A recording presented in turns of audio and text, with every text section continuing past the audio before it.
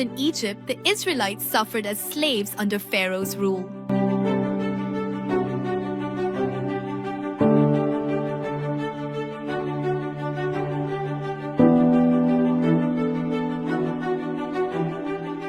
Hi everyone, my name is Eliana Joy and I'm your host for today.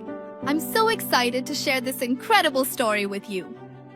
God chose Moses to stand before Pharaoh with one powerful command: let my people go. But Pharaoh refused again and again. So God sent 10 terrible plagues upon Egypt, signs of judgment the world would never forget. The sun rose over the Nile River as Egyptians began their daily routines. Suddenly, Moses lifted his staff over the water. Before everyone's eyes, the mighty Nile turned into blood. Fish floated lifeless on the surface, and the smell of death filled the air. Villagers screamed in fear while priests fell to their knees in shock. But Pharaoh hardened his heart and refused to listen. Then came frogs. Millions of frogs poured out of the river and covered Egypt. They jumped through streets, into homes, onto beds, and even inside ovens. Families climbed onto furniture trying to escape them. Pharaoh shouted angrily inside his palace as frogs covered every corner of the kingdom. Still, Pharaoh would not let the Israelites go. Next, Moses struck the dust of the earth. The dust rose into the air and became swarms of gnats. Tiny insects covered people and animals from head to toe. The Egyptians scratched their skin in misery while livestock panicked in the streets. Fear spread across Egypt, but Pharaoh's heart remained stubborn. Then thick swarms of flies invaded Egypt.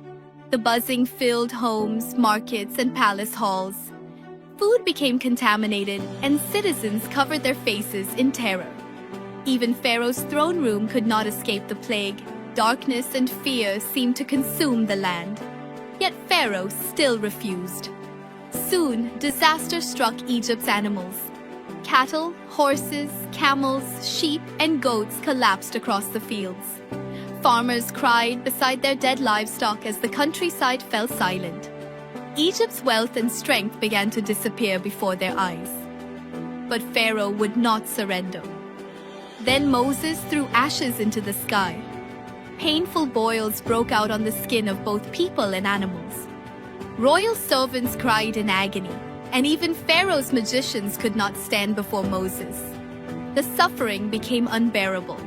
Still, Pharaoh's heart remained hard. Without warning, dark storm clouds gathered over Egypt. Thunder roared across the heavens as giant hailstones and fire rained from the sky. Crops were destroyed, palm trees shattered. Villagers ran desperately for shelter. Moses stood beneath the storm with his staff raised high. Egypt had never seen such destruction before, yet Pharaoh still refused to obey God. Then came the locusts. An enormous swarm darkened the sky like a living cloud. They devoured every green plant left after the hailstorm. Fields became empty wastelands. Farmers watched helplessly as Egypt's last hope vanished. Pharaoh trembled with fear, but his pride would not break. Then, a supernatural darkness covered Egypt. For 3 days, no sunlight touched the land. Streets were silent. Homes were filled with fear.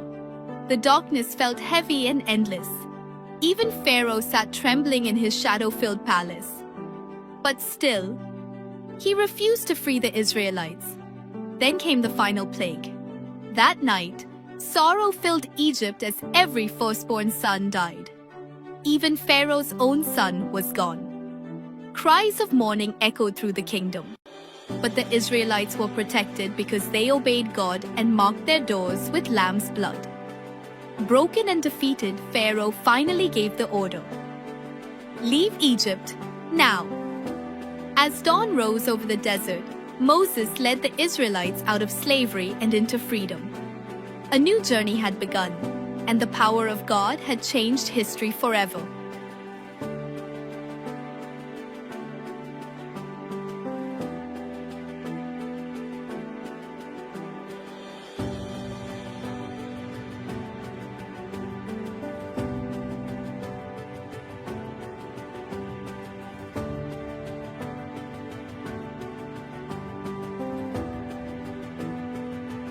A severe famine spread across the land.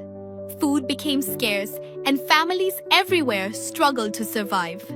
In Canaan, Jacob and his sons faced the same crisis.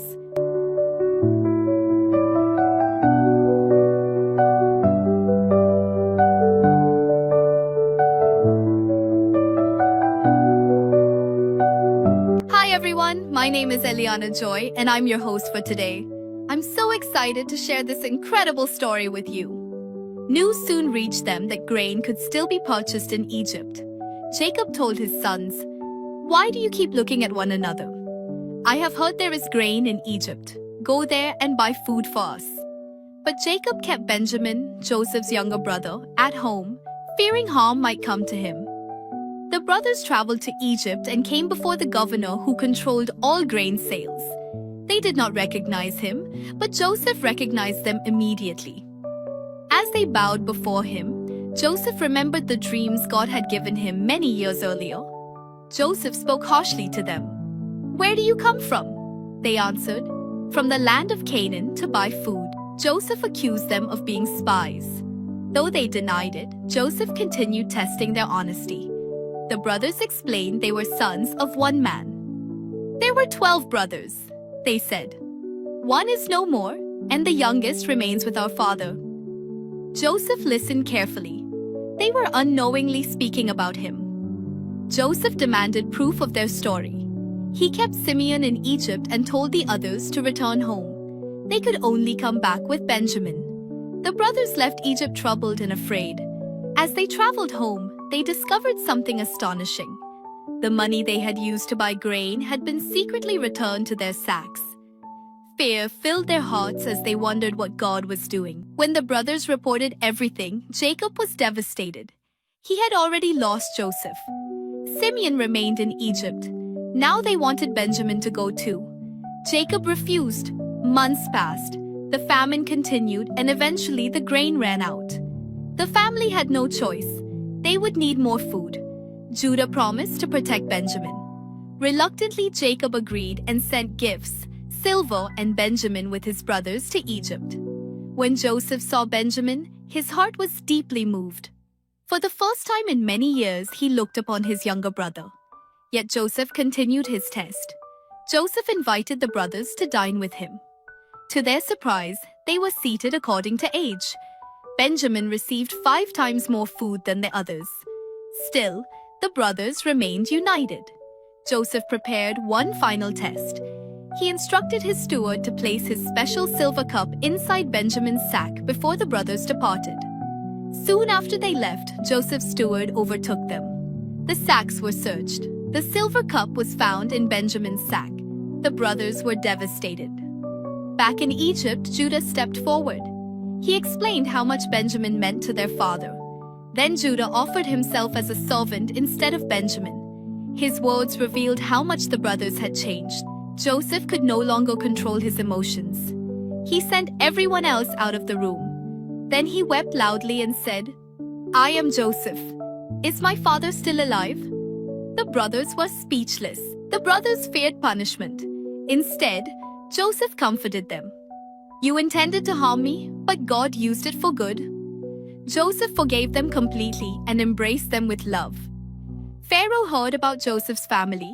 He invited them to settle in Egypt, where they would be provided with the best land and abundant food. When the brothers returned home, they delivered astonishing news. Joseph is alive. At first, Jacob could not believe it. But when he saw the wagons Joseph had sent, his spirit revived. Jacob journeyed to Egypt with his entire household. There, Joseph rushed to meet his father. The long years of separation were finally over.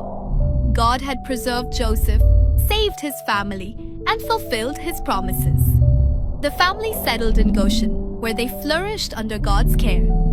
And so the story of Joseph became a powerful reminder that God can turn even the darkest circumstances into blessings for many people. If you enjoyed this biblical story, be sure to like, subscribe, and share. Join us for more inspiring journeys through Scripture, where God's faithfulness shines through every chapter.